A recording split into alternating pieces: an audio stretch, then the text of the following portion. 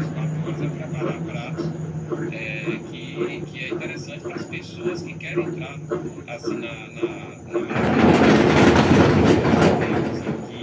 que justamente está sendo um sucesso, porque as vagas estão praticamente encerradas para chamar de cozinha show kids. A criançada está enlouquecida participar. Deu água na boca, né? Você pode ver todos os detalhes sobre o evento lá no nosso portal do G1.